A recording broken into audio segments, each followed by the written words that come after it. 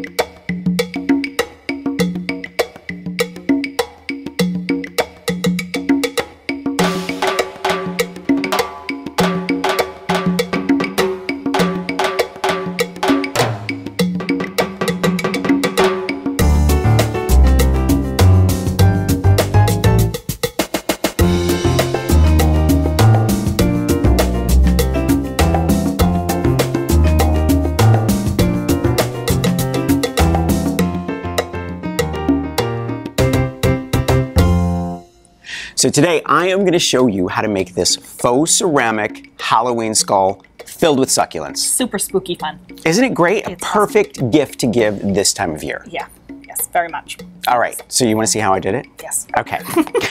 You ready? Yes. Yes. Great.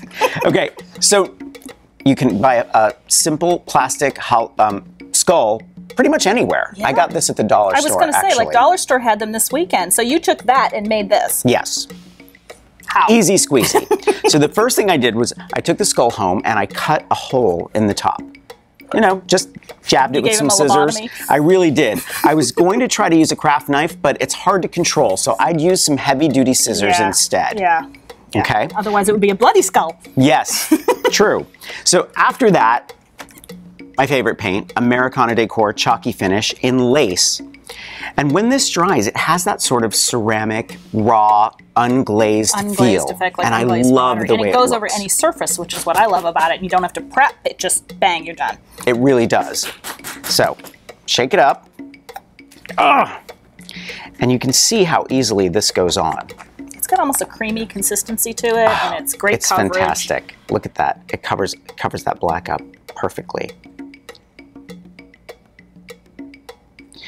Now the great thing about this paint is there's no sanding, priming, or prep.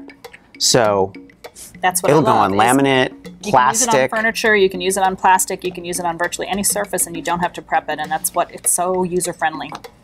I've seen people paint fabric with it, and it looks really cool, like an old sofa or a chair or something.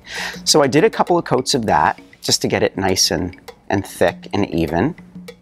And it already looks so different than what we started with. Yes, it's already starting to look like a high-end, one of those gift stores with the high-end goodies that everybody wishes they had but doesn't want to spend the money on. Yeah. I mean, you could stop here and fill this with candy or something like this if you wanted to, but I took it to the next level. Yeah, and it makes a difference. And I wanted to use this cream wax. And this gives dimension and picks up all the details. Those grooves and it made it look really antique. Kind of like a real old like bone. An old skull you found in the garden. Exactly.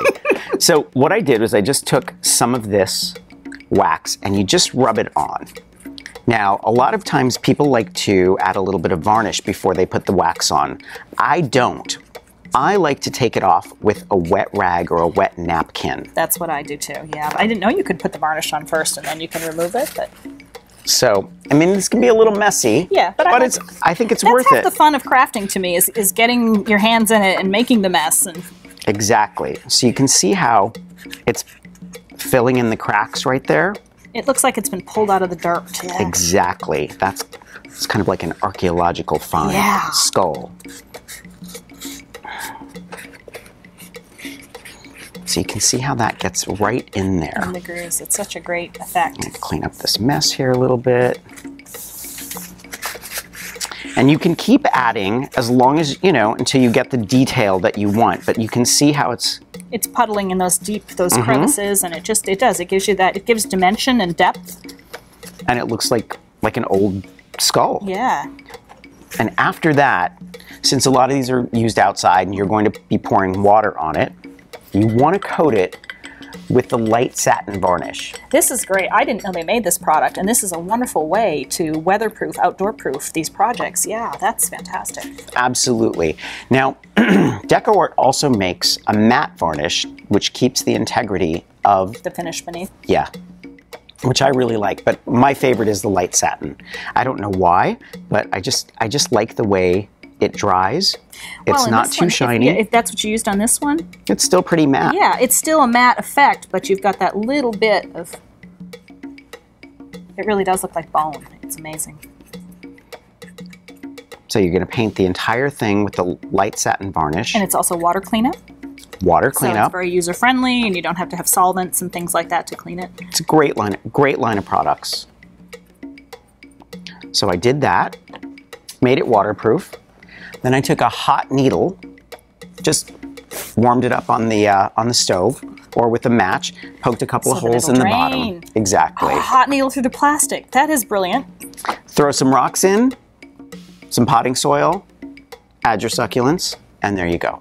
Fantastic, fantastic. What a super spooky fun way to decorate for the seasonal time of year, or like you say, fill it with candy. It would be, and I know people that love to decorate with skulls and this type of gothic thing year round. So what a fantastic way to transform a inexpensive spooky plastic into a high-end home decor piece. Thank you so much, Mark. We hope you've enjoyed When Creativity Knocks All-Star Designers Holiday Series. Like us on Facebook, follow us on Twitter, and pin us on Pinterest. And don't forget to follow the link on our homepage to fill out the entry form, and you'll be eligible to win a prize package full of products from all of our series sponsors.